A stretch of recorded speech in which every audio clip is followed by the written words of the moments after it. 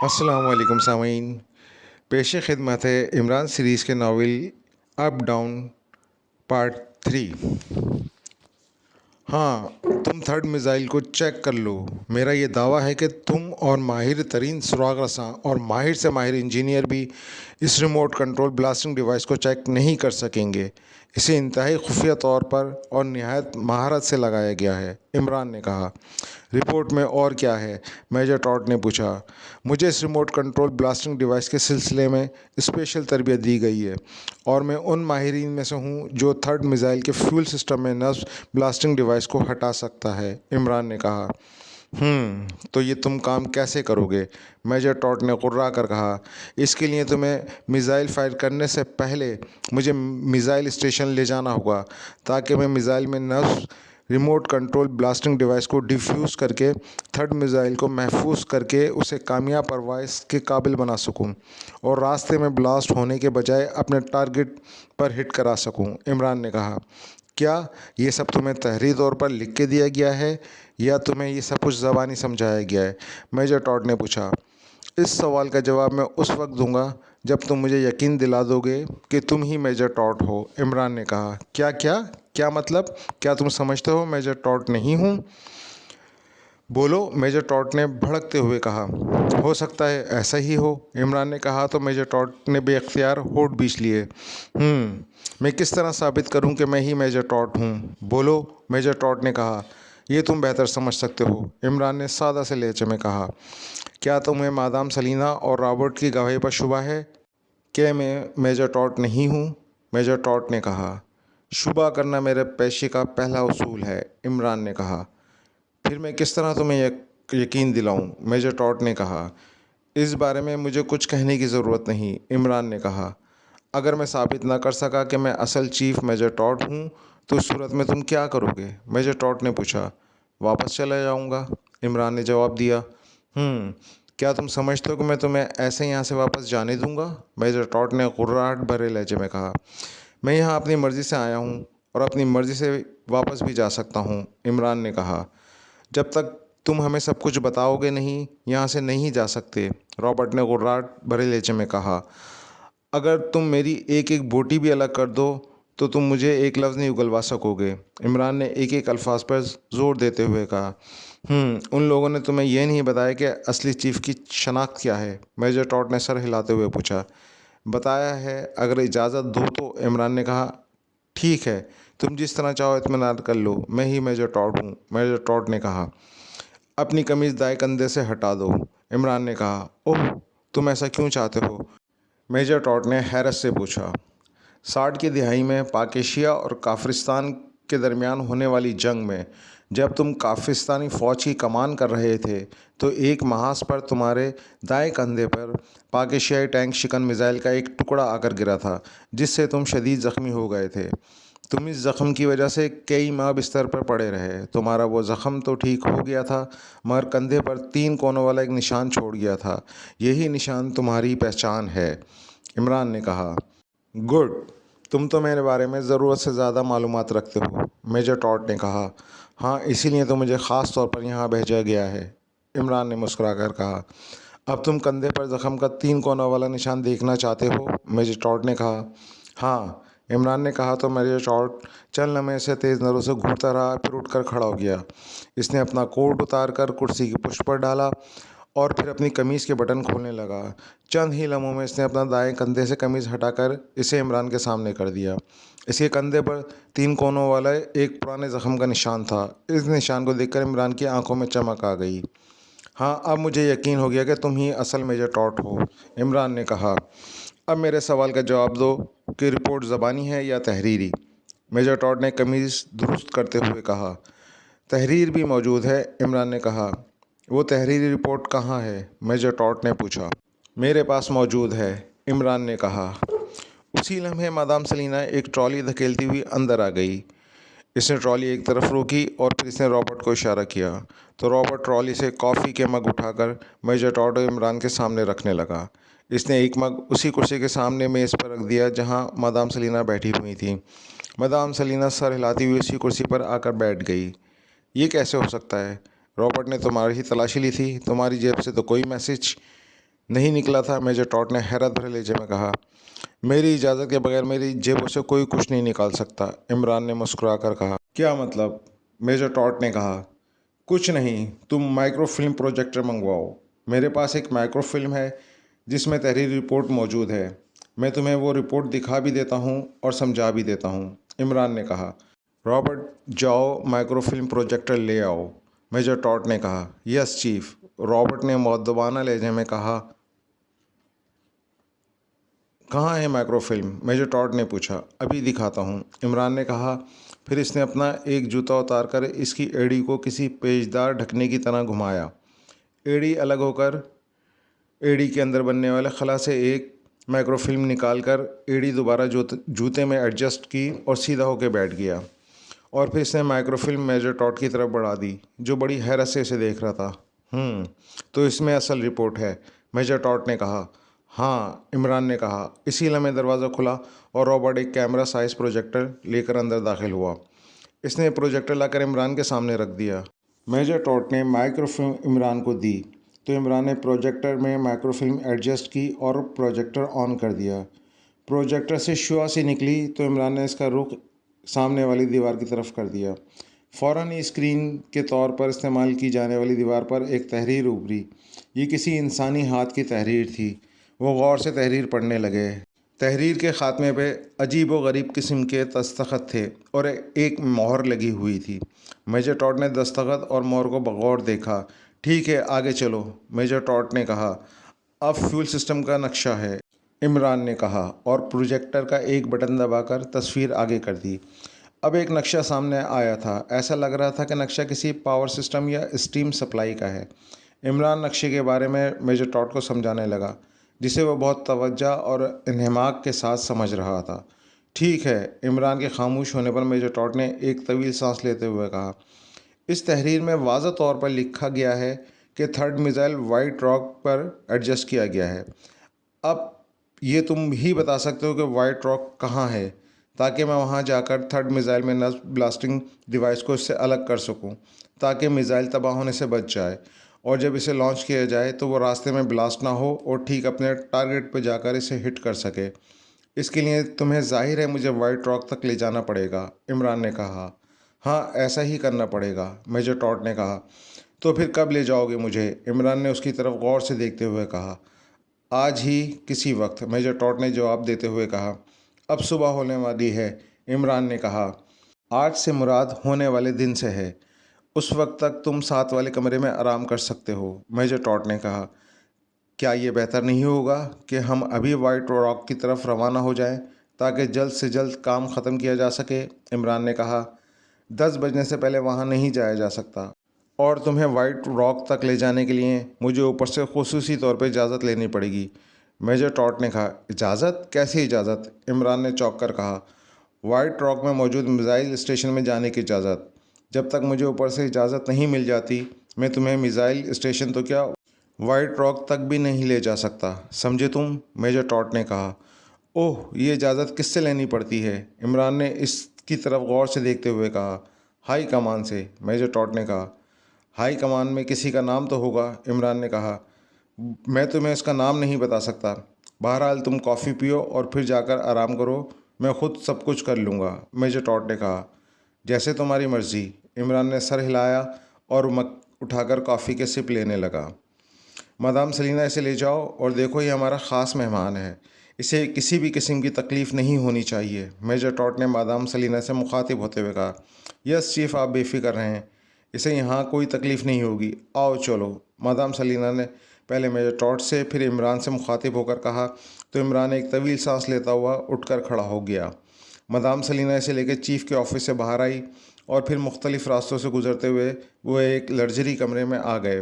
कमरे में आते ही इमरान की आंखों में यकलक अंधेरा सा आ गया। उसने सर झटक कर खुद को संभाला, लेकिन दूसरे ही लम्हे इमरान को एहसास हुआ कि चोट हो गई है, मगर ये एहसास बाज़द वक्त था। एक लम्हे में उसका जहन तारीख होता चला गया और वो सोफे पर गिर पड़ा। मेजर टॉड के ऑफिस में जो कॉफ़ी पिलाई गई थी उसमें कुछ मिला हुआ था, जिसका असर इमरान पर अब हुआ था। इमरान को बेहोश करके सोफे पर गिरता देखकर मादाम सलीना मुस्कुरा दी। इसने आगे बढ़कर इमरान को चेक किया और फिर ये देखकर कि इसके चेहरे पर इत्मीनान आ गया कि इमरान वाकई बेहोश हो चुका है और इसके जल्द होश में आने का कोई इम्कान नहीं, तो वह इमरान को वहीं छोड़कर कमरे से निकलती चली गई। थोड़ी ही देर बाद वो दोबारा मेजर टॉड के ऑफिस में दाखिल हो रही थी। क्या रहा? मेजर टॉड ने मादाम सलीना के कमरे में दाखिल होते ही पूछा। वो बेहोश हो गया है, मादाम सलीना ने कहा। चीफ, क्या वाकई ये असल आदमी है? रॉबर्ट ने पूछा। हाँ, मुझे इस पर शक नहीं है, मेजर टॉड ने कहा। फिर आपने इसे वाइट रॉड जाने के लिए इजाज़त का बहाना क्यों बनाया? रॉबर्ट ने पूछा। मैं माइक्रोफिल्म में मौजूद रिपोर्ट, मोहर और दस्तखत चेक करना चाहता हूँ कि वो असली हैं या नहीं, मेजर टॉड ने कहा। मुझे तो असल लग रहे हैं, रॉबर्ट ने कहा। चेक कर लें, तुम चलने की तैयारी करो, मेजर टॉड ने कहा। वाइट रॉक जाना है? रॉबर्ट ने पूछा। हाँ, सब कुछ वहीं पर होगा, मेजर टॉड ने अज़बात में सर हिलाकर कहा। क्या इसे साथ ले जाना है? मादाम सलीना ने कहा। हाँ, अगर इसकी रिपोर्ट दुरुस्त है तो फिर हमें इसे हर हाल में साथ ले जाना पड़ेगा, मेजर टॉड ने कहा। लेकिन इसे कैसे ले जाया जाएगा? रॉबर्ट ने पूछा। जैसे लाया गया है, मेजर टॉड ने कहा। ओके चीफ, रॉबर्ट ने सर हिलाकर कहा। गाड़ी पार्किंग में है, मेजर टॉड ने पूछा। हाँ, वैगन है, रॉबर्ट ने कहा।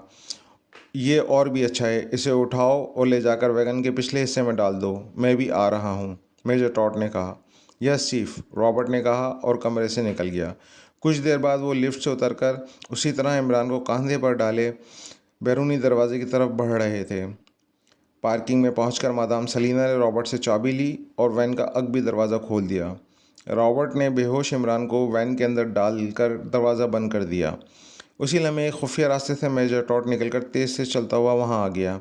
क्या मैं आपके साथ चलूं चीफ? रॉबर्ट ने पूछा। नहीं, तुम यहीं रुको, मैं मादाम सलीना को साथ ले जा रहा हूं, मेजर टॉड ने कहा। यस चीफ, रॉबर्ट ने इस बात में सर हिलाकर कहा। अगबी दरवाज़ा लॉक कर दिया, मैं मादाम सलीना ने रॉबर्ट से मुखातिब होकर पूछा। हाँ, रॉबर्ट ने इस बात में सर हिलाकर जवाब दिया। तो मादाम सलीना साइड सीट पर बैठ गई। ड्राइविंग सीट पर खुद मेजर टॉड बैठ गया था। मादाम सलीना ने चाबी इसे दी तो मेजर टॉड ने चाबी इग्निशन में लगाई और वैगन स्टार्ट हो गई। रॉबर्ट एक तरफ हट गया और वैगन हरकत में आ गई। क्या आपको इस आदमी के बारे में पहले से कुछ इल्म था चीफ? मादाम सलीना ने पूछा। हाँ, हेडक्वार्टर से इसके बारे में इत्तला मिल गई थी, मेजर टॉड ने कहा। क्या वो लोग मिसाइल में लगी हुई ब्लास्टिंग डिवाइस के बारे में ट्रांसमीटर पर नहीं बता सकते थे? मादाम सलीना ने कहा। नहीं, डिवाइस को इंतहाई माहिराना अंदाज में एडजस्ट किया गया है और इसे माहिर टेक्निकल इंजीनियर ही ट्रेस कर सकता है, इसलिए उन्होंने एक माहिर को भेज दिया है, मेजर टॉड ने कहा। अगर डिवाइस के बारे में मालूम हो जाता, मेरा मतलब है कि अगर माइक्रोफिल्म अपने साइंसदानों को दिखा दी जाए तो वो इसकी ब्लास्टिंग डिवाइस को ट्रेस कर सकते हैं, वो मिसाइल में कहाँ नस्ब है और मिसाइल से कैसे हटाया जा सकता है, मादाम सलीना ने कहा। नहीं, ये आसान नहीं है, इसीलिए खुसूसी तौर पर इस ऊट पटांग को यहाँ भेजा गया है, मेजर टॉड ने कहा। मगर वो तो सीक्रेट एजेंट है, मादाम सलीना ने कहा। इससे क्या फ़र्क पड़ता है, मेजर टॉड ने पूछा। सीक्रेट एजेंट्स साइंसदान तो नहीं हो सकते, मादाम सलीना ने कहा। मगर वो उस डिवाइस को ट्रेस करने और उससे मिसाइल से हटाने के बाकायदा तरबियत लेकर आया है, मेजर टॉड ने कहा। चीफ, मेरी समझ में एक बात नहीं आ रही, मादाम सलीना ने उलझे हुए लहजे में कहा। कौन सी बात? मेजर टॉड ने कहा। अगर ऊट पटांग ब्लास्टिंग डिवाइस ट्रेस करके इसे डिफ्यूज़ कर सकता है तो वो लोग ऐसा क्यों नहीं कर सकते जिन्होंने अप डाउन मिसाइल की तख्लीक में हिस्सा लिया है, मादाम सलीना ने कहा। इनके सैकड़ों वजूहात हो सकती हैं, मेजर टॉड ने कहा। तो मादाम सलीना एक तवील सांस लेकर रह गई। इसके अलावा मेरे जहन में एक और भी खदशा सर उभार रहा है, मादाम सलीना ने कहा। कौन सा खदशा? मेजर टॉड ने कहा। अगर ऊट पटांग मिसाइल में लगी हुई रिमोट कंट्रोल ब्लास्टिंग डिवाइस तलाश करने और उसे डिफ्यूज़ करने में नाकाम रहा तो क्या होगा, मादाम सलीना ने कहा। उस सूरत में मिसाइल को फायर करने की कार्रवाई मुलतवी कर दी जाएगी, मेजर टॉड ने कहा। मुलतवी तो अब भी है चीफ, मादाम सलीना ने कहा। हाँ, मगर साइंसदानों ने ओके की रिपोर्ट दी थी और इसे फायर करने के इंतजाम शुरू कर दिए गए थे। मगर हेडक्वार्टर से इत्तला मिली कि मिसाइल को फायर करने की कार्रवाई ताहुक्म सानी मुलतवी कर दी जाए और इसलिए ऐसा किया गया, मेजर टॉड ने बताया। इस सिलसिले में काफिरिस्तानी हुकूमत ने कुछ नहीं कहा कि मिसाइल फायर क्यों नहीं किया गया या इसमें ताख़ीर क्यों की जा रही है, मादाम सलीना ने कहा। काफिरिस्तानी हुकूमत को आगाह कर दिया गया था कि मिसाइल टारगेट को हिट नहीं कर सकेगा, इसलिए इसे रोका गया है। क्योंकि वो लोग ख़ुद भी दो मिसाइलों की तबाही से खौफज़दा हैं, इसलिए उन्होंने इस बात को फ़ौरन कबूल कर लिया। मेजर टॉट ने कहा। इस मामले में हमारा मफाद क्या है? मादाम सलीना ने कहा। बहुत बड़ा मफाद है, इतना बड़ा कि तुम सोच भी नहीं सकती, मेजर टॉट ने कहा। हमारा ज़ाती मफाद या इसराइल का? मादाम सलीना ने कहा। दुनिया का कोई यहूदी ज़ाती मफाद के लिए इस तरह से धड़कीबाजी नहीं लगाता। हर यहूदी इसराइल की बका के लिए काम करता है, समझी तुम? मेजर टॉट ने मुंह बनाकर कहा। Yes chief, sorry, madam Salina ने कहा। और कोई बात? मेजर टॉट ने कहा। यस चीफ, एक सवाल और है, वो ये कि अगर मिशन अप डाउन का थर्ड मिसाइल भी रास्ते में ही तबाह हो जाता तो फिर क्या होता? क्या आइंदा ये प्रोग्राम जारी रहता? मादाम सलीना ने कहा। नहीं, थर्ड मिसाइल भी रास्ते में ब्लास्ट हो जाता तो इससे प्रोग्राम को यहीं रोक दिया जाता, उस वक्त तक के लिए जब तक मिसाइल की तबाही का मामला साफ ना हो जाए और आइंदा के लिए इसका तदारुक न कर लिया जाए, मेजर टॉट ने कहा। ये साजिश आखिर किस मुल्क की हो सकती है और वो कौन है जो अप डाउन मिसाइलों को टारगेट पे पहुंचने से पहले रोकना चाहता है? पहले दो मिसाइलों की तबाही और अब थर्ड मिसाइल में भी रिमोट कंट्रोल ब्लास्टिंग डिवाइस लगा दी गई है। कौन कर रहा है ये सब कुछ? मादाम सलीना ने पूछा। इसराइल और काफिरिस्तान के दुश्मन मुश्तरका हैं और ये बात तुम ही नहीं सारी दुनिया बहुत अच्छी तरह से जानती है, मेजर टॉट ने कहा। आपका इशारा मुसलमान मुल्कों की जानिब है, मादाम सलीना ने कहा। हाँ, और ये साजिश यकीनन किसी मुसलमान मुल्क की हो सकती है और ख़ास तौर पर मुझे इस सारे खेल के पीछे पाक एशिया का हाथ मालूम होता है। मुझे ऐसा लग रहा है जैसे ये जो कुछ भी हो रहा है इसके पीछे पाक एशिया सीक्रेट सर्विस और इसके चीफ X2 का हाथ है, मेजर टॉट ने कहा। इनका इस मामले से क्या ताल्लुक़? मादाम सलीना ने पूछा। बहुत बड़ा ताल्लुक़ है, मेजर टॉट ने कहा। वो क्या? मादाम सलीना ने पूछा। जो दो मिसाइल रास्ते में ब्लास्ट हुए थे वो मिसाइल आम तजर्बाती मिसाइल नहीं थे, मेजर टॉट ने कहा। क्या मतलब? मुझे तो यही बताया गया था कि इसराइल के साइंसदानों ने नए मिसाइल अप डाउन बनाए हैं और पाकिस्तानी हुकूमत से इनके वीरान और बंजर इलाकों में तजर्बात करने की इजाज़त ली गई है। ये मिसाइल खुसूसी तौर पर बर्फपोश पहाड़ों की चोटियों पर फायर किए जाने थे ताकि इनकी परवाज़ और ख़ास तौर पर इनके टारगेट हिट करने की कारकर्दगी को चेक किया जा सके। ये मिसाइल काफिरिस्तान के पहाड़ों की सबसे ऊंची चोटियों पर फायर किए जाने थे, जो किसी रॉकेट की तरह प्रवास करते हुए सीधे ऊपर जाते और फिर डाउन होकर पहाड़ की चोटियों पर गिरते, जहां इन मिसाइलों से हिट करने के लिए खुसूसी टारगेट बनाए गए थे। मादाम सलीना ने हैरत से पूछा। नहीं, यह सब डॉजिंग प्लान था ताकि दुनिया पर यही जाहिर किया जा सके कि हम अपने मिसाइलों के तजुर्बात पहाड़ी चोटियों पर करना चाहते हैं, जबकि अप डाउन मिसाइल ऐसे मिसाइल थे कि जिनको निशाने पर गिराकर किसी भी मुल्क को तबाह किया जा सकता था। इन मिसाइलों में एटमी मवाद भरा हुआ था जिससे किसी भी मुल्क को आसानी से तबाह किया जा सकता था। अप डाउन मिसाइलों की ये खसूसियत ये भी थी कि इन मिसाइलों को ना तो किसी साइंसी सिस्टम से चेक किया जा सकता है और ना ही इसे किसी किस्म के मिसाइलों से टारगेट पर जाने से रोका जा सकता है। ये मिसाइल एक बार फायर हो जाएं तो उस वक्त तक नहीं रुकते जब तक टारगेट को हिट ना कर दें, लेकिन ऐसा नहीं हुआ था। दोनों मिसाइल रास्ते में ही ब्लास्ट हो गए थे और बहरे हिंद में जा गिरे थे। इन्हें कैसे ब्लास्ट किया गया और दोनों मिसाइल कैसे समंदरबुर्द हो गए, इस बारे में अभी तक कुछ इल्म नहीं हो सका और ना ही हमें ऐसा कोई सबूत मिला जिससे ये पता चलता हो कि मिसाइलों को किसी ख़ास तरीके से रोका गया है या कोई ख़ास मिसाइल फायर करके उन्हें रास्ते में ही ब्लास्ट कर दिया, मेजर टॉट ने कहा। ओह, इन दोनों मिसाइलों को किस मुल्क का टारगेट किया गया था चीफ? मादाम सलीना ने होठ सुकुड़ते हुए पूछा। पाक एशिया को। अगर ये दोनों मिसाइल रास्ते में ही ब्लास्ट ना होते तो अब तक पाक एशिया का नाम इस दुनिया से गायब हो चुका होता, मेजर टॉट ने कहा। ओह माय गॉड, तो ये बात थी, मादाम सलीना ने कहा। हाँ, इन दोनों मिसाइलों के हैरत अंगेज़ तौर पर रास्ते में ब्लास्ट होने और समंदर बुर्द होने की वजह से पाक एशिया बच गया और अब हमारे पास अप डाउन का तीसरा और आखिरी मिसाइल बचा हुआ है जिसे हम किसी सूरत में ज़ाया नहीं करना चाहते, मेजर टॉट ने कहा। तो ये थर्ड मिसाइल भी? मादाम सलीना कहते कहते रुक गई। हाँ, इस थर्ड मिसाइल से भी पाक एशिया को ही निशाना बनाया जाना था, लेकिन हेड क्वार्टर से हुक्म आने की वजह से ये कार्रवाई रोक दी गई, मेजर टॉट ने कहा। अगर ये साजिश पाक एशिया की है तो यहाँ इसके एजेंट कौन हो सकते हैं? ब्लू बर्ड ग्रुप या black head group? Madam Salina ने चंद लम्हे खामोश रहने के बाद कहा। इस बारे में पाकिस्तानी एजेंसियां हमसे ताउन कर रही हैं और वो इनके बारे में मालूमात हासिल कर रही हैं। अगर पाक एशियाई एजेंट यहाँ पहुँच गए तो फिर पाकिस्तानी एजेंसियां जल्द ही इनका पता चला लेंगी।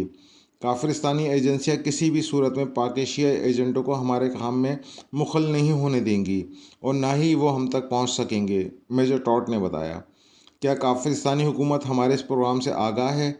मादाम सलीना ने पूछा। हाँ, पाकिस्तान भी पाक एशिया की तबाही चाहता है, इसलिए इसराइल और पाकिस्तान ने मिलकर ही ये सारा सेटअप बनाया है ताकि इसराइल के ताकतवर और इंतहाई तबाहकुन अप डाउन मिज़ाइलों से पाक एशिया को हमेशा के लिए निस्तो नाबूद कर दिया जाए। इस मिशन में पाकिस्तानी हुकूमत हमारे साथ है और ये जो कुछ भी हो रहा है पाकिस्तान की मर्ज़ी से ही हो रहा है, मेजर टॉट ने कहा। तो क्या ब्लैक हेड और ब्लू बर्ड ग्रुप्स के बारे में अभी तक कुछ इल्म नहीं हुआ कि इनका ताल्लुक किस मुल्क से है और वो हमारे ख़िलाफ़ काम क्यों कर रहे हैं? मादाम सलीना ने पूछा। नहीं, अभी तक इनके बारे में कोई मालूमात नहीं मिली। मेरे अंदाज़े के मुताबिक इनका ताल्लुक पाक एशिया सीक्रेट सर्विस से ही हो सकता है वो पाक एशिया सीक्रेट सर्विस के दो ग्रुप्स हों और अपने अपने तौर पर हमारे ख़िलाफ़ काम करने के लिए यहाँ आए हों, मेजर टॉट ने कहा। अगर पाक एशिया सीक्रेट सर्विस हमारे ख़िलाफ़ काम करने के लिए यहाँ पहुँची हुई है तो इसका मतलब साफ़ है कि उन्हें हमारे अप डाउन मिशन का पता चल चुका है और वो हर सूरत में पाक एशिया के दिफा के लिए थर्ड मिज़ाइल को तबाह करने के लिए यहाँ पहुँचे हैं, मादाम सलीना ने होठ बींचते हुए कहा। हाँ, हम इनकी तरफ से अलर्ट हैं। वाइट रॉक पर हमने इनके अटैक से बचने के लिए खातिर ख्वाह इंतजाम कर रखे हैं। अगर उन्हें वाइट रॉक में मौजूद मिज़ाइल स्टेशन का इल्म हो भी गया तो वहाँ तक नहीं पहुँच सकेंगे। वाइट रॉक की तमाम सिक्योरिटी हमारी है जो किसी कीमत पर पाकिस्तानी एजेंटों को वहाँ तक नहीं पहुँचने देगी, मेजर टॉट ने कहा। तो क्या हमारी हिफाजत के लिए वहाँ काफिरिस्तान की कोई फ़ौज मौजूद नहीं है? मादाम सलीना ने चौंक कर कहा। नहीं, इसकी वजह यह है कि पाक एशिया को तबाह करने के बाद ये बात साबित हो जाएगी कि पाक एशिया पर हमला हमारे मिज़ाइल स्टेशन वाइट रॉक से किया गया है, तो काफिरिस्तान इससे अपनी लाइल्मी ज़ाहिर कर देगा कि उन्हें इस बात का इल्म ही नहीं कि इसराइली एजेंट ने काफिरिस्तान के किसी इलाके में मिज़ाइल स्टेशन बनाया और वहाँ से अप डाउन मिज़ाइल पाक एशिया पर फायर करके पाक एशिया को तबाह बर्बाद करके निकल गए। इस तरह दुनिया में इनकी साख बनी रहेगी। ज़्यादा से ज़्यादा ये होगा कि दुनिया के इस्लामी ममालिक पाक एशिया की तबाही के बाद इसराइल के ख़िलाफ़ सरापा एहतजाज बन जाएंगे। लेकिन इसराइल को जो ख़तरात पाक एशिया से हैं वो किसी और मुल्क से नहीं। इसराइल के हाथों पाक एशिया की तबाही के बाद दुनिया में ऐसा कोई इस्लामी मुल्क नहीं रह जाएगा जो इसराइल के ख़िलाफ़ ऐलान जंग कर सके या इसराइल के ख़िलाफ़ सर उठा सके। पाक एशिया की तबाही के बाद इसराइल का मोराल और बुलंद हो जाएगा और तमाम इस्लामी ममालिक इसराइल के वजूद से खौफज़दा हो जाएंगे और अगर किसी भी इस्लामी मुल्क ने इसराइल के ख़िलाफ़ सर उठाने की कोशिश की तो इस मुल्क को भी अप डाउन मिज़ाइलों से तबाह कर दिया जाएगा, मेजर टॉट ने कहा। बड़ी ज़बरदस्त प्लानिंग है चीफ़। मैं तो इन मिज़ाइलों को महज तजर्बियाती मिज़ाइल समझ रही थी, मादाम सलीना ने कहा। अब चूँकि हमारा लास्ट ऑपरेशन शुरू होने वाला है और हम थर्ड मिज़ाइल को फायर करके पाक एशिया को मुकम्मल तौर पर तबाह व बर्बाद करने वाले हैं, इसीलिए मैंने तुम्हें सारी तफसीलात बता दी हैं, मेजर टॉट ने कहा। Yes chief, thank you chief, madam Salina ने कहा।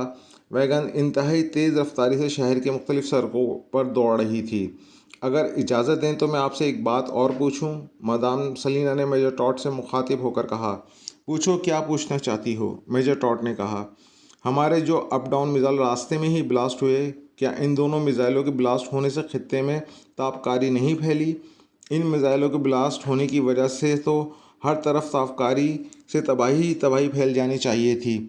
फिर इसके बारे में आखिर दुनिया में शोर क्यों नहीं बरपा हुआ? मादाम सलीना ने कहा।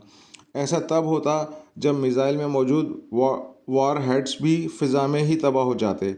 दोनों मिज़ाइल फ्यूल सिस्टम वाले हिस्से तबाह हुए थे जिसके नतीजे में वो समंदर में जा गिरे। दुनिया के तमाम मिज़ाइल में वार हेड मिज़ाइलों के अगले हिस्से में लगाए जाते हैं जो टारगेट पर गिरने के बाद ही ब्लास्ट होते हैं। चूँकि हमारे फायर किए हुए दोनों मिज़ाइल टारगेट तक पहुँचने से पहले ही तबाह हो गए थे और बहरा हिंद में गिर गए थे, मेजर टॉट ने कहा। तो मादाम सलीना ने समझ जाने वाले अंदाज में इस बात में सर हिला दिया। लेकिन अप डाउन मिसाइलों से पाक एशिया को ही निशाना क्यों बनाया जा रहा है? क्या इसलिए कि पाक एशिया एटमी मुल्क बन चुका है और इसराइल के लिए ख़तरा बना हुआ है? मादाम सलीना ने कहा, हाँ, जौहरी ताकत बनने के बाद पाक एशिया साइंस के मैदान में तेज़ी से तरक्की की मनाजिल तय कर रहा है और हमारे इल्म में आया है कि पाक एशिया हाइड्रोजन बम और लेज़र बम बनाने की तैयारी कर रहा है। अगर इनकी एटमी टेक्नोलॉजी दुनिया की एटमी टेक्नोलॉजी से कहीं आगे है और हमें जो इत्तलात मिली थी इसके मुताबिक पाक एशिया जो हाइड्रोजन बम और लेज़र बम बना रहा है, ऐसे बम दुनिया के किसी सुपर पावर के पास भी नहीं है। तुम यूँ समझो कि अगर पाक एशिया इस मैदान में आगे बढ़ गया तो सारी इस्लामी दुनिया इसके गिर्द जमा हो जाएगी और वो पाक एशिया को इस कदर सरमाया फराहम करेंगे कि पाक एशिया साइंसी, दिफाई और जंगी मैदान में इन ममालिक का सरपरस्त बन जाएगा। पाक एशिया ने अगर अपनी टेक्नोलॉजी इन मुस्लिम ममालिक को फ़रोख्त कर दी तो तमाम इस्लामी ममालिक ताकतवर हो जाएंगे और फिर तुम खुद सोचो इनके सामने इसराइल की क्या अहमियत रह जाएगी। पाक एशिया जिस तरह गज़ा और इसराइल के दुश्मन ममालिक को सपोर्ट करता है, अगर इन ममालिक को पाक एशिया ने जंगी और दिफाई टेक्नोलॉजी फ़राहम कर दी तो वो ममालिक इसराइल को किसी भी सूरत में बर्दाश्त नहीं करेंगे और ये भी हो सकता है कि इस्लामी ममालिक मिलकर इसराइल का वजूद ही मिटा दें। इसलिए इसराइल ने काफिरिस्तान से मुआहदा किया है और इस मुआहदे के तहत ही हम पाक एशिया को अप डाउन मिसाइलों से तबाह करने का प्रोग्राम तरतीब दे रहे हैं, जिसमें हमें बहरहाल कामयाबी हासिल करनी है, मेजर टॉट ने कहा। और ये कामयाबी हम हासिल करके रहेंगे, मदाम सलीना ने पुरजोश लहजे में कहा। हाँ, अब हम कामयाबी से ज़्यादा दूर नहीं हैं। अगर दोनों मिसाइल रास्ते में तबाह होकर समंदर में ना गिरते तो अब तक पाक एशिया का नाम सफ़ाए हस्ती से मिट चुका होता। लेकिन अब भी देर नहीं हुई, हमारा थर्ड मिसाइल तैयार है। बस एक बार ये ऊट पटांग इस मिसाइल से रिमोट कंट्रोल ब्लास्टिंग डिवाइस हटा दे तो हम इस मिसाइल को एक लम्हे की ताख़ीर किए बगैर पाक एशिया पर फायर कर देंगे और पाक एशिया का नाम मिट जाएगा, मेजर टॉट ने कहा। यस चीफ, मदाम सलीना ने कहा। पाक एशिया को तबाह करने के बाद हम ये भी मालूम करेंगे कि हमारे 2 मिसाइलों को तबाह करने में किसका हाथ था और अगर वो पाक एशिया एजेंट है तो इस कदर टाइट सिक्योरिटी होने के बावजूद वो हमारे मिसाइल स्टेशन तक पहुँचे कैसे और वो इन मिसाइलों में ब्लास्टिंग डिवाइस लगाने में कैसे कामयाब हुए, मेजर टॉट ने कहा। यस चीफ, ये मालूम करना बेहद ज़रूरी है, मादाम सलीना ने कहा। थर्ड मिसाइल की लॉन्चिंग उसी वजह से रुकी हुई थी कि अब चूँकि हमें रिपोर्ट मिली है कि थर्ड मिसाइल में भी डिवाइस लगी हुई है और हमारे हामियों ने हमारी मदद के लिए इस ऊट पटांग को भेज दिया है, इसलिए मुझे यकीन है कि अब हम जल्द इस मिशन को कामयाब पर ले जाएंगे, मेजर टॉट ने कहा। यस चीफ, और ये हमारी ज़िंदगी का सबसे बड़ा मिशन होगा, इसराइली एजेंसी बिग गैट का बिग मिशन, मादाम सलीना ने मुसरत भरे लहजे में कहा। हाँ, ये बिग गैट का वाकई बिग मिशन है। पाक एशिया की तबाही के बाद पूरी दुनिया में बिग गैट का नाम होगा, सिर्फ बिग गैट का, मेजर टॉट ने कहा। जब आपने मुझे ये सब कुछ बता दिया तो ये भी बता दें कि ये आदमी कौन है। मेरा मतलब है इस आदमी का ताल्लुक़ किस मुल्क से है और ये जो रिपोर्ट लाया है ये रिपोर्ट आपको किसने भेजी है। मादाम सलीना ने चंद लम्हे खामोश रहने के बाद पूछा। इसका ताल्लुक़ एक्रिमा से है। पाक एशिया की तबाही में इसराइल और काफिरिस्तान के साथ साथ एक्रिमा का भी हमारा हामी मुल्क है और हम इसके मशवरे से ही यहाँ आए थे।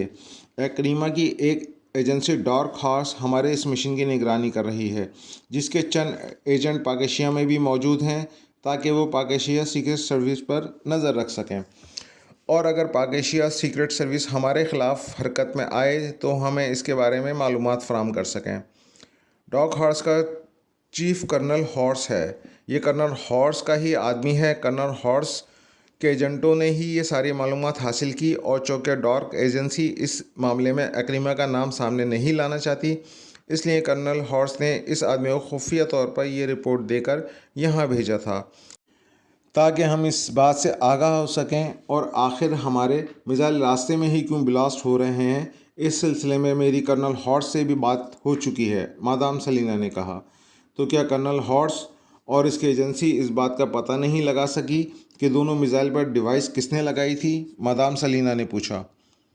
नहीं, वो इस सिलसिले में काम कर रहे हैं। मेरे दोबारा कर्नल हॉर्स से बात नहीं हुई वरना शायद वो मुझे बता देता।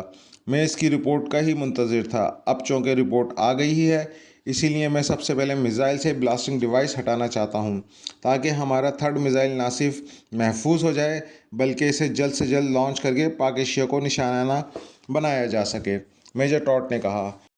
तेज़ रफ्तारी से सफ़र करते हुए वो पहाड़ी इलाके में पहुंच गए थे और फिर वो पहाड़ी रास्तों से होते हुए थोड़ी ही दूर गए होंगे कि अचानक मादाम सलीना चौंक पड़ी। ओह! अचानक मादाम सलीना के मुंह से निकला और इसके साथ ही मेजर टॉड भी चौंक पड़ा। सामने सड़क पर रोड ब्लॉक करके रखा हुआ था और 10 मुसल्लह आदमी मशीन गन संभाले खड़े थे और एक मेजर उन्हें रुकने का इशारा कर रहा था। सफदर ने बहुत कोशिश की थी कि वो दरवाज़ा खोलकर बाहर निकल सके, मगर न जाने किस तरह से वैगन के अगबी दरवाजे की कुंडी लग गई थी। मुमकिन है ये वैगन को लगने वाले झटकों का नतीजा रहा हो। अब वो बेबस बैठा हुआ था। वो ये भी नहीं जान सका था कि वैगन कहाँ रोकी गई है और वो किस जगह मौजूद है। फिर अचानक उसे एक ख्याल आया और वो वैगन के अगबी दरवाजे की अंदरूनी कुंडी छोड़कर स्टीयरिंग के साथ वाली खिड़की की तरफ बढ़ा। फिर उस पर नस्ब जाली को उखाड़ने की कोशिश करने लगा। जालियों की पत्तियों में उंगलियां फंसाकर जोर लगाने पर जाली उखड़ गई। 3 कोनों से कीलें निकल गई थीं, जबकि चौथे कोने पर एक कील अटकी रह गई थी। इसने जाली हटाकर दूसरी तरफ देखा तो ये देखकर इसने बेख्तियार होठ बींच लिए कि वैगन एक पार्किंग में खड़ी थी। सामने एक बड़ी सी दीवार थी जिस पर बड़े बड़े हर्फ में वेल डन लिखा हुआ था। वेल डन होटल का नाम पढ़कर वो बेख्तियार उछल पड़ा। वो इस होटल में पहले भी आ चुका था और इस होटल के हर हिस्से को पहचानता था। गोया लड़की और वैगन का ड्राइवर इमरान के साथ इस होटल में आए थे। तो क्या ये होटल ही इनका ठिकाना है? सफदर ने सोचा। वो काफ़ी देर सोचता रहा। वक्त तेज़ी से गुजर रहा था, लेकिन वो किसी फैसले पर ना पहुंच सका। इमरान को यहाँ लाने का मकसद यही हो सकता था कि वो उसे किसी के सामने पेश करने वाले थे, क्योंकि वेल्डन होटल में वो इमरान को कैद तो नहीं कर सकते थे। ये बड़े लोगों का होटल जहाँ ऐसी वारदातों का होना मुमकिन ना था। मगर फिर इमरान को यहाँ क्यों लाया गया? सफदर ने सोचा। वो इमरान को ले जा चुके थे और स्टीयरिंग वाली सीट खाली थी। इसकी सोच का धारा उस वक्त टूटा जब काफ़ी देर बाद इसने अगबी हिस्से के दरवाजे पर खटका सुना।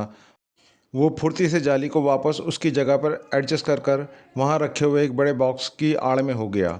वैगन का अगबी दरवाज़ा खुला, फिर कोई भारी सी चीज़ अगबी हिस्से में डाली गई और दरवाज़ा फिर बंद हो गया। दरवाज़ा बंद होते ही वहाँ एक बार फिर से तारीकी फैल गई। चंद लम्हों बाद सफदर ने वैगन को हरकत में आते महसूस किया था।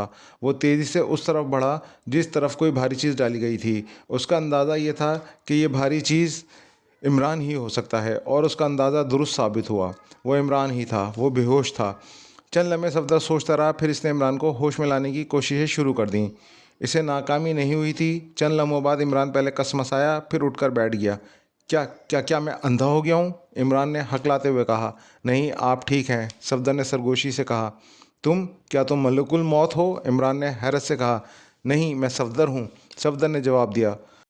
मलिकुल मौत का नाम सफदर कैसे हो सकता है? सच सच बताओ, अगर तुम मलिकुल मौत हो तो मुझे ले जाने से पहले मेरी एक इल्तिजा सुन लो। मैं अभी कंवारा हूँ और कंवारों का जनाजा जायज़ नहीं होता, इसलिए तुम मुझे थोड़ी सी मोहलत दे दो। मैं जल्द से जल्द शादी कर लूँगा, फिर मैं तुम्हारे साथ जाने से इनकार नहीं करूँगा, इमरान ने उसी अंदाज में कहा। इमरान साहब प्लीज़, इस वक्त हम ख़तरे में हैं, इमरान की बेईमानी बातें सुनकर सफदर ने कहा। है तो फिर ये ख़तरा हरकत क्यों कर रहा है? क्या ख़तरा इसी तरह सड़कों पर दौड़ता फिरता है? इमरान भला आसानी से कहाँ बाज आने वाला था। आप वैगन में सफ़र कर रहे हैं इमरान साहब, और मैं उनका ताक़ुब कर रहा हूँ, सफदर ने कहा। कैदी बनकर? क्यों? इमरान ने पूछा। जी नहीं, सफदर ने कहा और वैगन में आने वाला सारा वाक़या दोहराता चला गया। तो ये बात है, इमरान ने कहा। जी हाँ, और अब वो लोग आपको फिर कहीं ले जा रहे हैं, सफदर ने कहा। मुझे कुछ कुछ अंदाज़ा है वो मुझे कहाँ ले जा रहे हैं, इमरान ने मुस्कुरा कर कहा। मैं भी तो सुनूं जनाब, ये लोग आपको कहाँ ले जा रहे हैं और आपने कैसे इसका अंदाज़ा लगाया है, सफदर ने कहा। हालात और वाक़यात का तज्ज़िया करने से मुझे ये खुफिया मिसाइल स्टेशन ले जा रहे हैं जहाँ इनका third up down missile launch किया गया है, और वो चूँकि नहीं चाहते कि मैं रास्ता देख सकूं, इसलिए उन्होंने मुझे बेहोश कर दिया था, इमरान ने कहा। Up down missile? मैं कुछ समझा नहीं, सफदर ने हैरत भरे लहजे में कहा। ये सब मैं तुम्हें बाद में बताऊंगा। ये बताओ कि वैगन कौन ड्राइव कर रहा है, इमरान ने कहा। मुझे नहीं मालूम, मैं तो यहीं था, सफदर ने कहा। ओह, वाकई तुम्हें कैसे पता हो सकता है? तुम तो खुद कैद हो गए हो, इमरान ने कहा।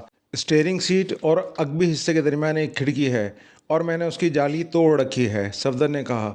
गुड शो, आओ, इमरान ने कहा और अगबी हिस्से की तरफ बढ़ गया। फिर इसने जाली को जरा सा खिसकाकर दूसरी तरफ का जायज़ा लिया। ये देखकर इसके चेहरे पर मुसरत के आसार नुमायाँ हो गए। स्टीयरिंग पर मेजर टॉड था, जबकि मादाम सलीना साइड की सीट पर बैठी हुई थीं। वो दोनों आपस में बातें कर रहे थे। इमरान और सफदर इनकी बातें सुनने लगे। ये लोग, सफदर ने कहना चाहा।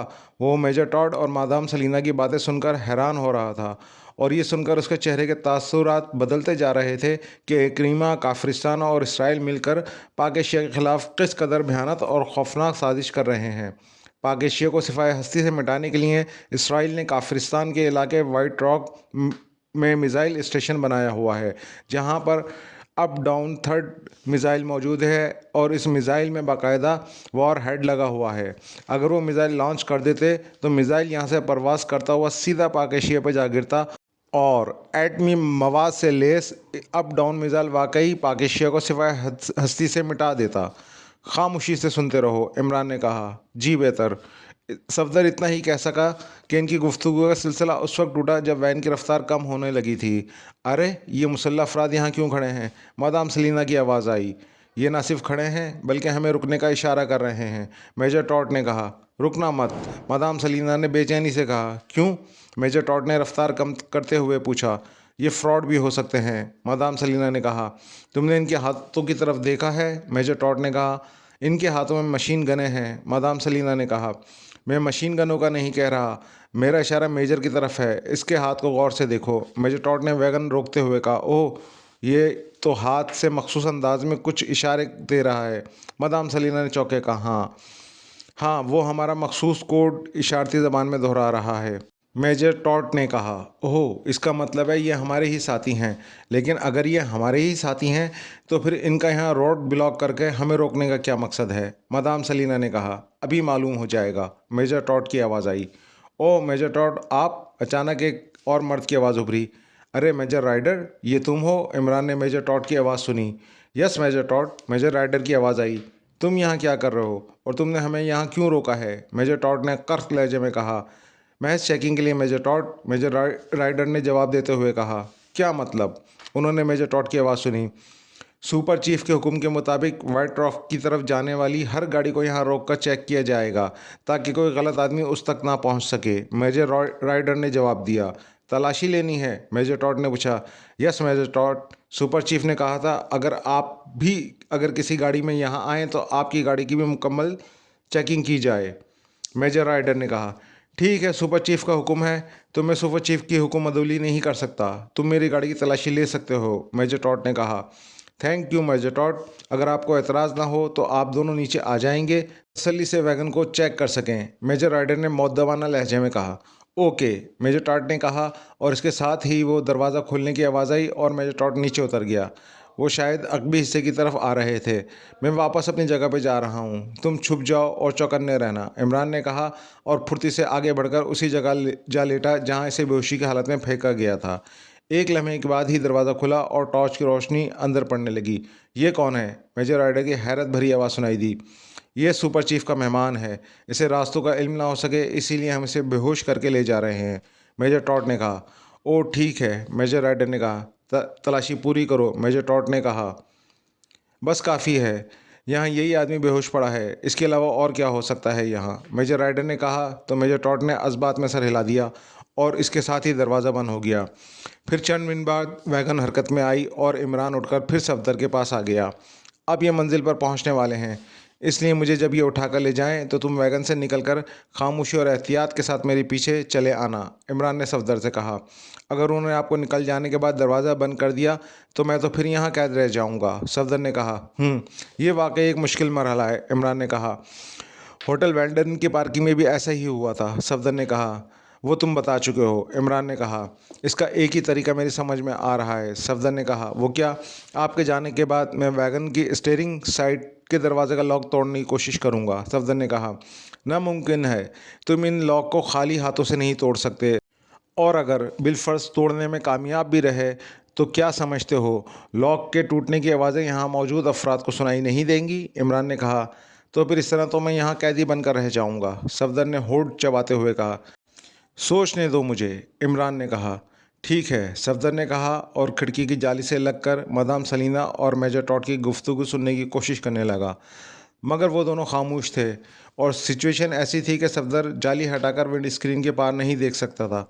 अगर ऐसा करता तो अगबी मंजर देखने वाले आईने में मेजर टॉड इसे देख लेता और इसका राज अफशा हो जाता, और वह ऐसा नहीं चाहता था। वो सोचता रहा और वैगन हरकत करती रही। रफ्तार खासी तेज़ थी, इसलिए इमरान की जानिब देखा जो बदस्तूर सोच में गुम था। अचानक वैन हल्के से झटके के साथ रुक गई। फिर किसी भारी गेट के खुलने की आवाज़ आई और वैगन फिर अंदर चली आई।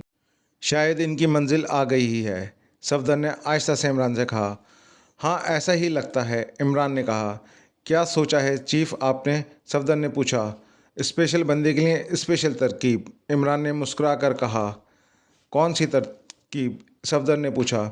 सुनो तो फड़क उठोगे, इमरान ने कहा और सफदर को अपने जहन में आने वाली तरकीब बताने लगा।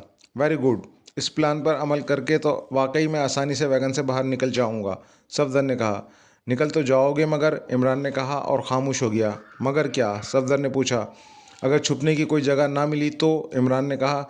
रात की तारीकी माविन साबित होगी, सफदर ने कहा और वो चौंक पड़े। वैगन फिर रुक गई थी और इस बार इसका इंजन भी बंद कर दिया गया था। इसका मतलब था कि वैगन की मंजिल आ चुकी है। तैयार हो जाओ, इमरान ने कहा और आगे बढ़कर दरवाजे के करीब वैगन की आहिनी दीवार से चिपक कर खड़ा हो गया। दूसरी दीवार से सफदर चिपक गया था। अब उन्हें दरवाज़ा खुलने का इंतज़ार था ताकि इमरान अपने प्लान पर अमल कर सके। चंद लम्हों बाद खटका सा हुआ और फिर वैगन के पट खुलते चले गए। इसे उठा कर ले चलो, मगर एहतियात से, इमरान ने मेजर टॉड की आवाज़ सुनी और साथ ही इन 4 अफराद को देखा जो एक स्ट्रेचर नीचे रखे थे। इसके अलावा 2 मुसल्ला गार्ड भी इनके करीब खड़े थे। फिर जैसे ही स्ट्रेचर वाले वैगन के पिछले हिस्से की तरफ बढ़े, इमरान ने पूरी कुव्वत से इन पर जस्त लगा दी और इनसे टकराने के बाद दोनों मुसल्ला अफराद से जा टकराया और वो ऊपर तले ढेर हो गए। मुसल्ला गार्ड नीचे दबे हुए थे और उनके ऊपर स्ट्रेचर लाने वाले, और उनके ऊपर इमरान था। इमरान के हाथ पांव तेज़ी से चल रहे थे और फिज़ा इन अफराद की ज़ोरदार चीखों से गूंज रही थी। अरे अरे, ये तुम क्या कर रहे हो नॉनसेंस? रुक जाओ, मैं कहता हूँ रुक जाओ, इमरान ने मेजर टॉड की चीखती हुई आवाज़ सुनी। रुक जाओ, मादाम सलीना चिल्लाई। लेकिन इमरान कैसे रुक सकता था? अगर रुक जाता तो उसका सारा प्लान फेल हो जाता। मेजर टॉड और मादाम सलीना अपने साथियों को उससे बचाने के लिए जैसे ही इमरान के करीब आए, इमरान ने उठकर उन पर हमला कर दिया। इसकी टांगें चलीं और मादाम सलीना और मेजर टॉड चीखते हुए दूर जा गिरे। इससे पहले कि वो उठते, इमरान तेज़ी से सामने की जानिब दौड़ने लगा जहाँ 2-3 गार्ड नज़र आ रहे थे। ठहरो, रुक जाओ, इमरान ने मेजर टॉड की चीखती हुई आवाज़ सुनी। इसकी आवाज़ सुनकर इमरान रुक गया। उसे रुकता देखकर मेजर टॉड और मादाम सलीना उठे और भागते हुए इसकी तरफ दौड़ते चले गए। वो वैगन से 4-5 फीट आगे आ गए थे। स्ट्रेचर लाने वाले अफराद और मुसल्ला गार्ड उठकर खड़े हो चुके थे और हक्का बक्का अंदाज में इमरान की जानिब देख रहे थे। सफदर ने बेहतरीन मौका था।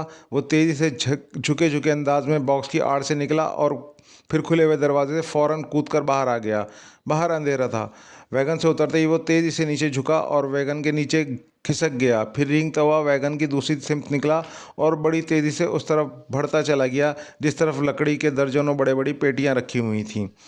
पेटियों के करीब आते ही वो एक लम्हे के लिए रुका। इसने सर उठाकर दाएं बाएं देखा और फिर वहाँ किसी को न पाकर वो उठा और तेज़ी से पेटियों की आड़ में हो गया। इस तरह नीम तारीखी थी, जबकि दूसरी तरफ खासी रोशनी थी जहाँ इमरान खड़ा था। सफदर ने पेटी की आड़ से झांका। मेजर टॉड और मैदाम सलीना इमरान के पास खड़े कुछ कह रहे थे, फिर वो उसी की तरफ आने लगे।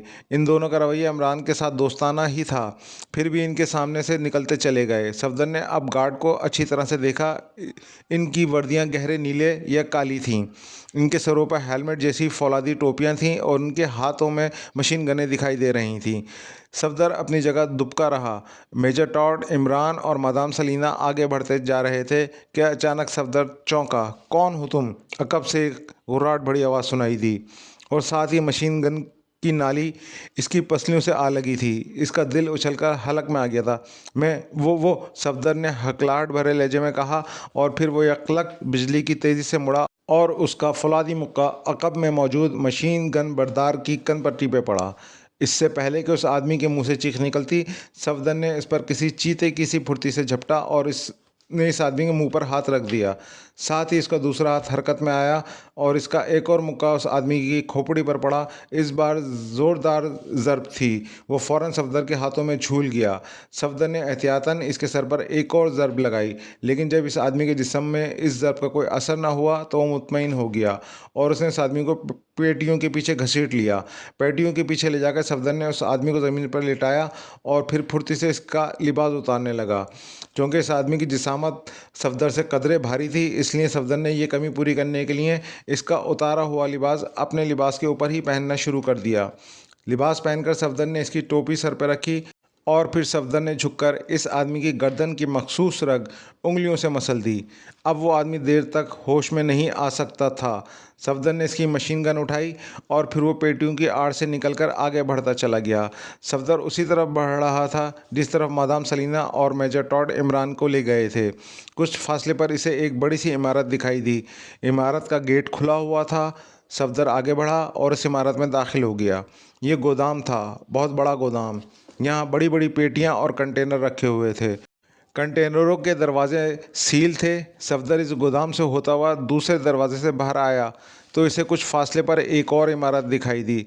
ये देखकर वो चौंक पड़ा कि major Todd, madam Salina, Imran और मुसल्लह गार्ड इस इमारत के पास खड़े नज़र आए। इमारत के बाहर हल्की रोशनी के बल्ब लगे हुए थे, जिनकी मध्यम रोशनी में वो नज़र आ रहे थे। इनके करीब कुछ फासले पर 10 मुसल्लह गार्ड भी खड़े थे। वो आहिस्ता आहिस्ता चलता हुआ मुसल्लह गार्ड के अकब में आकर रुक गया। ऐसा लग रहा था जैसे वो इमारत में दाखिल होने के मुंतज़िर हों। इमारत का बड़ा दरवाज़ा बंद था और अंदर तेज़ रोशनी फैली हुई थी। अचानक बड़ा दरवाज़ा खुलने लगा और वो बेचैनी से इसे देखने लगे। दरवाज़ा पूरा खुलते ही मेजर टॉड, इमरान और मादाम सलीना अंदर दाखिल हो गए। फिर मुसल्लह गार्ड भी अंदर दाखिल होने लगे। सबसे आखिरी आदमी सफदर था। इसके दाखिल होते ही गेट बंद हो गया। अंदर ज़मीन के नीचे जीने नज़र आ रहे थे और वो भी दूसरे गार्ड्स की तरह जीने तय करने लगा। 40 के करीब जीने तय करके नीचे पहुंचते ही इसे हैरत का झटका लगा। ज़मीनों का इख्तिताम एक प्लेटफॉर्म पे हुआ था और ये प्लेटफॉर्म ऐसा ही था जैसे रेलवे स्टेशन का प्लेटफॉर्म होता है। सामने कुछ फासले पर रेलवे ट्रैक भी था। ज़मीन दोज रेलवे ट्रैक इसके लिए हैरत अंगेज़ था। चंद लम्हे वो सोचता रहा। Imran, major Todd, madam Salina और मुसल्लह गार्ड प्लेटफॉर्म पे खड़े थे और प्लेटफॉर्म के मुख्तलिफ़ हिस्सों में वैसी ही बड़ी बड़ी पेटियां रखी हुई थीं जैसी इसने वैगन में देखी थीं। अचानक दूर फासले पर हल्की सी सुर्ख बत्ती रोशन हो गई और फिर वो बत्ती तेज़ी से करीब आने लगी और ऐसा महसूस होने लगा जैसे ट्रैक पर कोई रेलवे इंजन आ रहा हो। कुछ ही देर बाद ये देखकर सफदर की एक बार आंखें फिर फैल गईं कि वो वाकई ट्रेन थी। 6 डब्बों वाली ट्रेन। ट्रेन जैसे ही प्लेटफॉर्म पर आकर रुकी, इसके रुकते ही वहाँ पर मौजूद अफराद ने पेटियाँ उठा उठाकर ट्रेन की बोगियों में रखना शुरू कर दी। 6 में से 5 बोगियाँ मालबरदार थीं, जबकि एक बोगी मुसाफिरों के लिए मखसूस थी। मुसल्लह अफराद को मालबरदार बोगियों में पेटियाँ लाते देखकर सफदर भी आगे बढ़ा। इसने मशीन गन अपने कंधे पर लटकाई और फिर वो भी अफराद के साथ पेटियाँ उठा उठाकर बोगियों में लादने लगा। पेटियाँ रखते हुए इसकी नज़र मुसाफिर बोगी के पास खड़े इमरान, मेजर टॉड और मादाम सलीना पे जमी हुई थी। वो कुछ देर बातें कर रहे थे और फिर सफदर ने इन तीनों को बोगी में सवार होते देखा। जब प्लेटफॉर्म पे मौजूद तमाम पेटियां लद गईं तो मुसल्लह अफराद भी ट्रेन पर सवार हो गए। वो सब इन्हीं बोगियों में सवार हो गए थे जिनमें पेटियां लादी गई थीं। सफदर भी इनकी तकलीद करते हुए एक पेटी पर जा बैठा। वो सब इसी तरह पेटियों पर बैठे हुए थे। चंद लम्हों बाद वो खासे फासले पर एक सब्ज़ रंग का बल्ब रोशन हुआ और उसके साथ ही हल्की सी सीटी बजी और ट्रेन हरकत में आ गई। ट्रेन की रफ्तार आहिस्ता आहिस्ता तेज़ होने लगी और फिर ट्रेन अंडरग्राउंड एक सुरंग में दाखिल होने लगी। सुरंग में जगह जगह बल्ब लगे हुए थे जिनसे सुरंग रोशन थी। सफदर ये सब देख रहा था। ज़मीन दोस्त ट्रेन का मतलब ये था कि मिसाइल स्टेशन बहुत दूर कहीं वाक़या था और वहाँ तक जाने का ये खुफिया रास्ता था। ट्रेन दौड़ती रही और सफदर चौकन्ना बैठा एक चीज़ को बगौर देखता रहा। तकरीबन आधे घंटे के सफ़र के बाद ट्रेन की रफ्तार कम होती चली गई। फिर ट्रेन रुक गई। सफदर ने अंदाज़ा लगाया कि इसने तकरीबन 50 किलोमीटर से ज़्यादा का सफ़र तय किया है।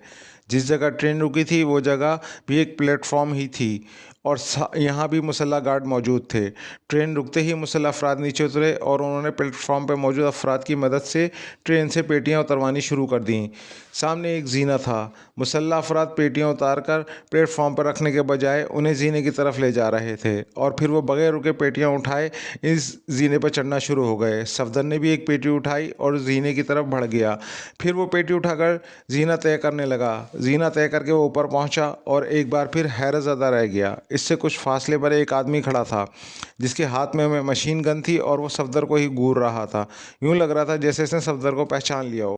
सफदर को इसकी नज़रें अपने रगों पैर में उतरती हुई महसूस होने लगीं और इसकी धड़कनें यकलक बढ़ गईं।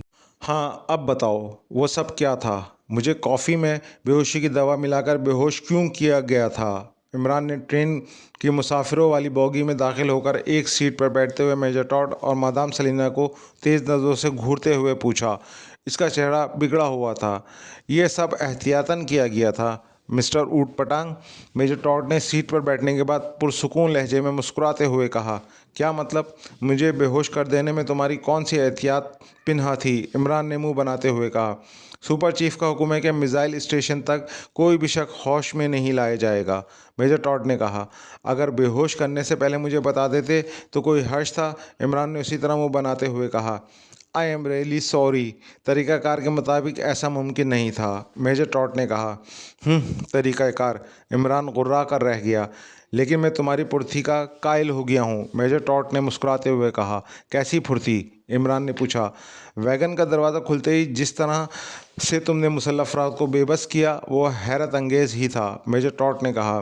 वो तो शुक्र करो तुम और मादाम सलीना चिल्ला पड़े थे, वरना, इमरान ने मुंह बनाकर कहा। वरना क्या? मादाम सलीना ने पूछा। इनमें से 2-3 कम भी हो सकते थे, इमरान ने कहा। वाकई तुम ऐसे ही लगते हो, मेजर टॉड ने कहा। मगर तुम स्ट्रेचर वालों और मुसाफिर अफराद को छोड़कर इस तरफ क्यों भागे थे जिस तरफ बहुत सारे गार्ड खड़े थे? मादाम सलीना ने पूछा। यकीन करो, अगर तुम लोगों की आवाज़ें ना पहचान लेता तो इनसे मशीन गन छीन कर 10-12 को भून डालता, इमरान ने तेज़ लहजे में कहा और वो दोनों हंस पड़े। यकीनन तुम ऐसा कर गुजरते, मगर तुम्हें ऐसा करना नहीं चाहिए था, इसलिए कि तुम दोस्तों में थे, मेजर टॉड ने कहा। मुझे जादू नहीं आता जिसके ज़रिए मुझे ये मालूम हो जाए कि मैं दोस्तों में हूँ या दुश्मनों में, इमरान ने उसी तरह मुंह बनाते हुए कहा। चलो, जो हुआ सो हुआ, उसे दरगुजर करो और खाक डालो, मेजर टॉड ने इमरान का शाना थपथपाते हुए कहा। तुम्हारे मुंह में या तुम्हारे गंजे सर पर? इमरान ने पूछा। क्या मतलब? क्या कहना चाहते हो? मेजर टॉड ने चौंक कर कहा। तुमने खुद ही खाक डालने की बात की, तो मैं पूछ रहा हूँ खाक तुम्हारे सर पर डालूँ या तुम्हारे मुंह में? इमरान ने कहा। तो मेजर टॉड ने गुस्से से होठ बींच लिए। न जाने तुम इस कदर अहमकाना बातें क्यों करते हो। मैं तो समझता था डार्क हाउस के एजेंट इंतहाई सख्त, गिर, ज़हीन और शातिर होते हैं, लेकिन तुम ऐसा नहीं लगते, मेजर टॉड ने कहा। तो क्या लगता हूँ? बोलो, इमरान ने इसे घूरते हुए कहा। सच पूछो तो तुम मुझे पल्ले दर्जे के अहमद और गाउदी लगते हो, मादाम सलीना ने मुंह बनाकर कहा। ये शायद तुम्हारी तारीफ़ कर रही है, इमरान ने मेजर टॉड की तरफ देखते हुए कहा। तो मेजर टॉड गुर्रा कर रह गया। काम की बात करो, मेजर टॉड ने गुस्सीले लहजे में कहा। काम की बात कर चुका हूँ और अब ये कि तुम पर है कि तुम मुझे मिसाइल स्टेशन कितनी जल्दी ले जाते हो, इमरान ने कहा। तुम क्या समझते हो हमने तुम्हें बेहोश सिर्फ तफरीह के लिए किया था, मेजर टॉड ने कहा। मुझे बेहोश करने से तुम्हारा मकसद यही होगा कि तुम मुझे खुफिया तौर पर इस जगह ले आओ और मैं रास्ता न जान सकूं, इमरान ने मुंह बनाते हुए कहा। बिल्कुल ठीक, ये सुपर चीफ का हुक्म था जिस पर अमल किया गया, मेजर टॉड ने कहा। तो इमरान मुंह बनाकर खामोश हो गया। ट्रेन सुबक रफ्तारी से दौड़ती जा रही थी। मुसलसल और काफ़ी देर सफ़र के बाद ट्रेन आखिर एक प्लेटफॉर्म पर आकर रुक गई। ट्रेन के रुकते ही मेजर टॉड और मादाम सलीना उठ खड़े हुए। इमरान भी उठा और फिर वो तीनों ट्रेन से निकल आए। इमरान ने देखा कि प्लेटफॉर्म पर बेशुमार मुसल्लह अफराद मौजूद थे और वो सब ट्रेन की मालबरदार बोगियों से पेटियां उतार रहे थे। वो चौके प्लेटफॉर्म से बोगियों में लोड की गई थीं। इमरान ने मादाम सलीना, मेजर टॉड से कोई बात न की। वो दोनों इमरान को लेकर फौलादी जीनों की तरफ बढ़े और फिर वो फौलादी जीने चढ़कर ऊपर आ गए। फौलादी जीना एक पहाड़ी सुरंग में जाता हुआ दिखाई दे रहा था। मेजर टॉड और मादाम सलीना इमरान को लेकर उस सुरंग की तरफ बढ़ गए। सुरंग में जगह जगह मुसल्लह अफराद मौजूद थे। मुख्तलिफ रास्तों से गुजरते हुए वो सुरंग के इख्तिताम पर पहुँचे तो उनके सामने सपाट दीवार थी। मेजर टॉड ने आगे बढ़कर दीवार की जड़ में मखसूस अंदाज में ठोकर मारी तो तेज़ गड़गड़ाहट की आवाज़ के साथ दीवार किसी शटर की तरह खुलती चली गई और ये देखकर इमरान की आंखें हैरत से फटी की फटी रह गईं कि इस दीवार के सामने एक बहुत बड़ा हॉल था। ये हॉल किसी शानदार 7 स्टार होटल के हॉल जैसा था, जहां हर तरफ कालीन बिछे हुए थे और जगह जगह मुसल्लह अफराद घूमते दिखाई दे रहे थे। हॉल से गुजरकर मेजर टॉड और मादाम सलीना इमरान को लेकर एक राहदारी में आए और इससे रास्ते से होते हुए वो ऐसी जगह आ गए जहाँ जगह जगह रिहायशी कमरे बने हुए थे। इमरान को इस बात का बाखूबी अंदाज़ा हो रहा था कि यह माहौल ज़मीन दोज़ है जिसे इंसानी हाथों से निहायत मेहनत के साथ बनाया गया है और ये जगह इस अंदाज में बनाई गई थी जैसे 7 स्टार होटल हो। मेजर टॉड एक कमरे के दरवाजे के पास आकर रुक गया। इसने दरवाजे की साइड पर लगे हुए पैनल पर अपना पंजा फैलाकर रख दिया। जैसे ही इसने अपना हाथ पैनल पर रखा, सर की आवाज़ के साथ कमरे का दरवाज़ा खुल गया। आओ, मेजर टॉड ने कहा और कमरे में दाखिल हो गया। मादाम सलीना और इमरान भी इसके पीछे पीछे कमरे में आ गए। कमरा इंतहाई शानदार अंदाज में सजा हुआ था। सामने एक बड़ी सी पोर्टेबल मशीन थी जिस पर छोटी स्क्रीन लगी हुई थी। मशीन और स्क्रीन ऑफ थे। मुझे मिसाइल स्टेशन ले जाने के लिए तुम्हारे सुपर चीफ ने क्या कहा है? इमरान ने पूछा। तुम इस वक्त मिसाइल स्टेशन पर ही हो, मेजर टॉड ने कहा। क्या? इमरान एकदम उछल पड़ा। उसने हैरत ज़दा होने की बड़ी अच्छी अदाकारी की थी। कोई भी नहीं कह सकता था इसके चेहरे पर नज़र आने वाले तासुरात असली नहीं मसनूई हैं और ये वो के अदाकारी कर रहा है। हाँ, इस वक्त वाइट रॉक में हैं, मादाम सलीना ने मुस्कुरा कर कहा। तो क्या मिसाइल स्टेशन शहर के करीब ही कहीं है? इमरान ने अनजान बनने का बेहतरीन मुजाहरा करते हुए हैरत से कहा। नहीं, तुम इस वक्त शहर से 125 किलोमीटर के फासले पर हो, मेजर टॉड ने कहा। बस बस रहने दो, मुझे अहमक मत बनाओ क्योंकि मैं जानता हूँ कि मैं पहले ही बहुत बड़ा अहमक हूँ, इमरान ने कहा। क्या तुम्हें यकीन नहीं आया? मेजर टॉड ने मुस्कुरा कर कहा। नहीं, इतने कम वक्त में इतना फासला तय करना मेरी समझ में नहीं आया, इमरान ने रेस्ट वॉच पे नज़र डालते हुए कहा। इसीलिए तो खुफिया तौर पर यहाँ लाया गया है ताकि ज़राए रोशनी में ना आ सकें, मेजर टॉड ने कहा।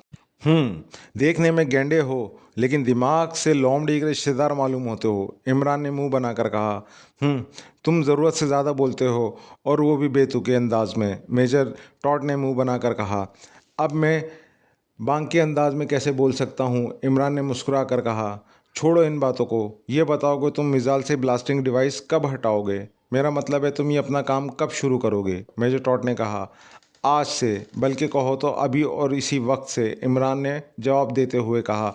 ओके, मैं तुम्हारी सुपर चीफ से बात करवा देता हूँ, जैसा वो कहे इसी पर अमल करेंगे, मेजर टॉड ने कहा।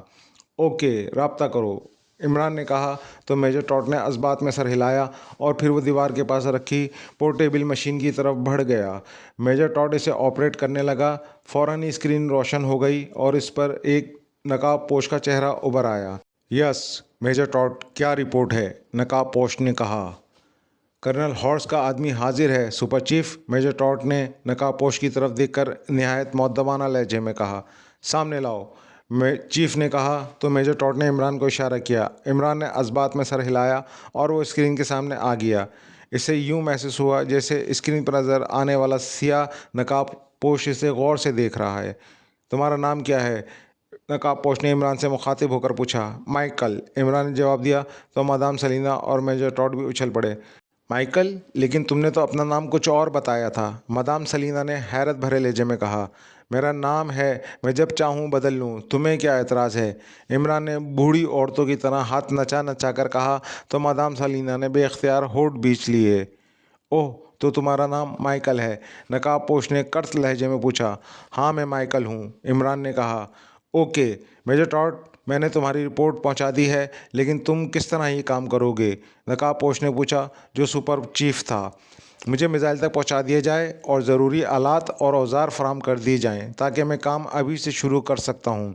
इमरान ने संजीदगी से कहा, ये सब चीज़ें अभी मिल जाएंगी, मगर मेरे आदमी तुम्हारे साथ रहेंगे। चीफ ने कहा, वो क्यों, क्या मुझ पर एतबार नहीं है? इमरान ने पूछा, ऐसी बात नहीं है। असल मसला ये है कि इस तरह मेरे आदमी ये देख लेंगे कि रिमोट कंट्रोल ब्लास्टिंग डिवाइस कहाँ और किस तरह नस्ब की गई है, ताकि फिर कभी ये सूरत हाल पेश आए तो वो ख़ुद भी ये काम कर सकें। सुपर चीफ ने कहा, इसके लहजे में बदस्तूर करतगी थी। नहीं, मैं तनहा काम करूँगा। इमरान ने इनकार में सर हिलाते हुए कहा, क्यों तनहा क्यों? मेरे आदमी के साथ रहने में क्या हर्ज है? सुपर चीफ ने गुस्सीले लहजे में पूछा। हर्ज नहीं, ये उसूल की खिलाफ वर्जी है। इमरान ने कहा, उसूल की खिलाफ वर्जी? क्या मतलब? सुपर चीफ ने कहा, मतलब ये कि इस तरह से मेरे उसूलों की खिलाफ वर्जी होगी और साथ ही कर्नल हॉर्स के अहकामात की भी, और कोई कर्नल हॉर्स के अहकामात की खिलाफ वर्जी करे ये वो बर्दाश्त नहीं कर सकता। इमरान ने कहा, तुम ज़रूरत से ज़्यादा चालाक बनने की कोशिश कर रहे हो। सुपर चीफ ने गुर्रा कर कहा, ये मेरी आदत है और तुम्हारे लिए मैं अपनी आदतें नहीं बदल सकता। काम करवाना है तो करवाओ, वरना मुझे इजाज़त दो, मैं वापस चला जाता हूँ। फिर तुम जानो और कर्नल हॉर्स जाने। इमरान ने मुंह बनाकर सख्त लहजे में कहा, शट अप यू नॉनसेंस, तुम सुपर चीफ से इस लहजे में बात नहीं कर सकते। मेजर टॉड ने चीखते हुए कहा, मेरा लहजा है, मैं जैसे चाहे बात करूं। इमरान ने मुंह बनाकर कहा, तुम अकेले काम करने के लिए क्यों बाजिद हो? नकाबपोश ने गुर्राहट भरे लहजे में कहा, कर्नल हॉर्स का हुक्म है, अगर यकीन ना आए तो मुझसे रब्ता करके मालूम कर सकते हो। इमरान ने जवाबन गुर्रा कर कहा, ठीक है, आज आराम करो, कल आलात और औजार मुहैया कर दिए जाएंगे तो काम शुरू कर देना। सुपर चीफ ने कहा, ठीक है, इमरान ने कहा, और स्क्रीन यखलक तारीख होती चली गई।